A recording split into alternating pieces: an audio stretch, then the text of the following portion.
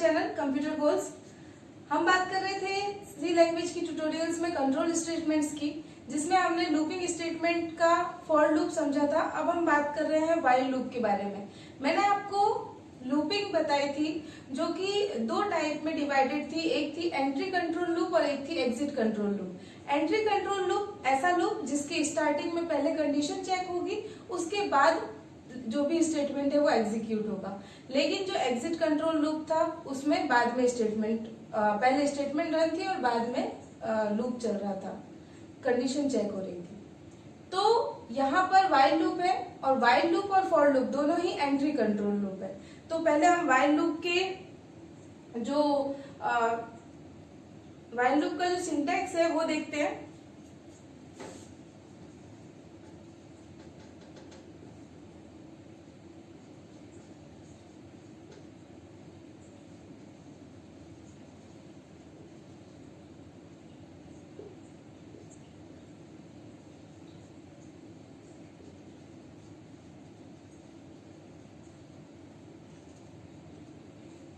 यहाँ पर मैंने एक व्हाइल लूप का सिंटैक्स दिया है।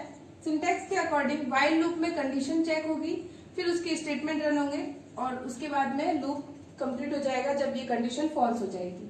लेकिन मैंने आप लोगों को बताया था कि किसी भी लूप में तीन चीजें मेन इंपॉर्टेंट वो है, इसमें एक काउंटर वेरिएबल होना चाहिए जो इनिशियलाइज करेगा, उसके बाद में एक कंडीशन होनी चाहिए जो बताती है कि कहाँ तक हमें उस स्टेटमेंट को रन करना है, कितनी बार रन करना है, और उसके बाद में इंक्रीमेंट डिक्रीमेंट होना चाहिए जिसके अकॉर्डिंग हम काउंटर वेरिएबल में इंक्रीमेंट या डिक्रीमेंट करेंगे जिससे हमारी जो कंडीशन है वहां तक वो पहुंच सकेगा।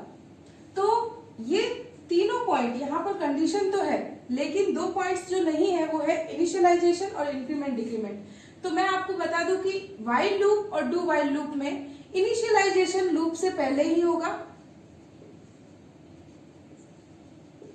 इनिशियलाइजेशन पहले होगा, और जो इंक्रीमेंट डिक्रीमेंट है वो यहाँ पर स्टेटमेंट के बाद में, जो भी स्टेटमेंट है उसके बाद में हम दे सकते हैं। तो ये तरीका है व्हाइल लूप के अकॉर्डिंग किसी लूप को एग्जीक्यूट करवाने का। इसके बाद इसके लिए हम एक एग्जांपल ले लेते हैं। एग्जांपल के अकॉर्डिंग हम एक प्रोग्राम बनाएंगे जिसके थ्रू हम किसी भी दिए हुए नंबर का टेबल प्रिंट करेंगे। तो जो भी नंबर यूजर के थ्रू दिया जाएगा उस नंबर की हमें टेबल प्रिंट करनी है। तो चलिए देखते हैं प्रोग्राम। सबसे पहले हेडर फाइल को डिक्लेयर किया गया है #include_stdi.h जो कि standard input output header file है, और printf और scanf इसके फंक्शन है जिसका हम यूज कर रहे हैं इस प्रोग्राम में। इसके बाद में मेन फंक्शन स्टार्ट हुआ है। मेन फंक्शन में मैंने यहाँ पर तीन वेरिएबल लिए, एन, आई इक्वल टू मैंने यहाँ पर वैल्यू दे दी है 1 और टेबल।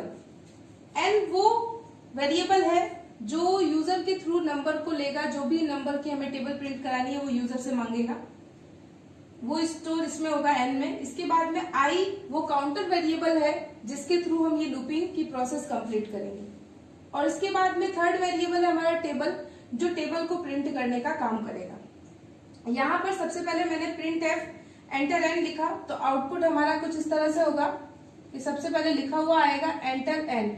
मान लीजिए आपने वैल्यू दी है 5 को यहाँ से एन के एड्रेस पर स्टोर कर दिया जाएगा। इसके बाद में व्हाइल लूप स्टार्ट हुआ है। मैंने आपको बताया था कि व्हाइल लूप में इनिशियलाइजेशन पहले होगा, तो यहाँ पर मैंने इनिशियलाइजेशन स्टार्टिंग में ही कर दिया है। आप चाहे तो इससे जस्ट पहले अगर मैं यहाँ कर दूं i इक्वल टू 1 तो ये भी ओके है। तो मैंने इनिशियलाइजेशन ऑलरेडी कर दिया है।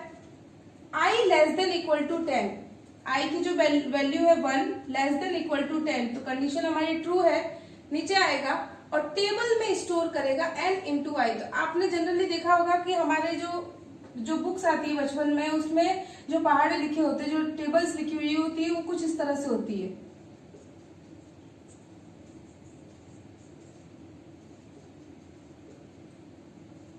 तो यहाँ पर आपको एक चीज समझ में आएगी कि मान लीजिए यहाँ पर जो वेरिएबल है ये है i, ये हमारा n है, और ये है हमारी टेबल जिसमें ये स्टोर हो रहा है।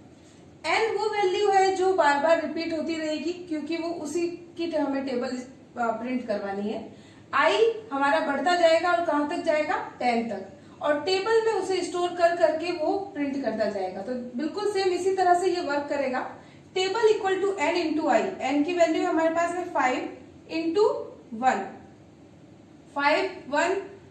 5 टेबल के अंदर प्रिंट हो जाएगा 5, यहाँ पर प्रिंट हो जाएगा 5। इसके बाद में आई की वैल्यू प्लस प्लस हो जाएगी, वापस ये यहाँ से इसके पास ही जाएगा, कंडीशन चेक करेगा, आई की वैल्यू हो गई 2 less than equal to 10, condition true, वापस नीचे आएगा और आई की वैल्यू बढ़ जाएगी, 5 2s are 10, प्रिंट हो जाएगा, वापस आई प्लस प्लस। इसी तरह से ये यहाँ से रिपीट होते होते बार बार रिपीट होते होते यहाँ से ये नीचे आएगा, फिर वापस से ये इस तरह से ऊपर कंटिन्यू होते होते यहाँ पर पूरी टेबल प्रिंट हो जाएगी।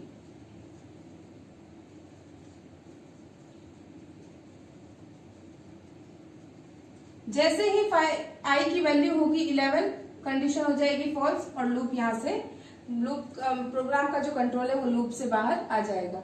तो इस तरह से व्हाइल लूप में हम प्रोग्राम को बनाते हैं, जिसके अंदर हमें मेनली जो ध्यान रखने की चीज है वो यही है कि इनिशियलाइजेशन हमें कहाँ करना है, हमें इंक्रीमेंट डिक्रीमेंट ऑपरेटर कहाँ लगाना है, हमारी कंडीशन कैसी होनी चाहिए और किस तरह से वो वर्क करेगी। ये सारी चीजें इसमें देखने के लिए देखना ही सबसे ज्यादा इम्पोर्टेंट है कि हम किस तरह से लूपिंग में वर्क करा सकते हैं। तीनों में से कोई भी लूप हम काम में ले सकते हैं, जब भी हमें नीड है तो हम तीनों में से कोई भी लूप काम में ले सकते हैं। तो यहाँ पर व्हाइल लूप को हम इस तरह से यूज करेंगे।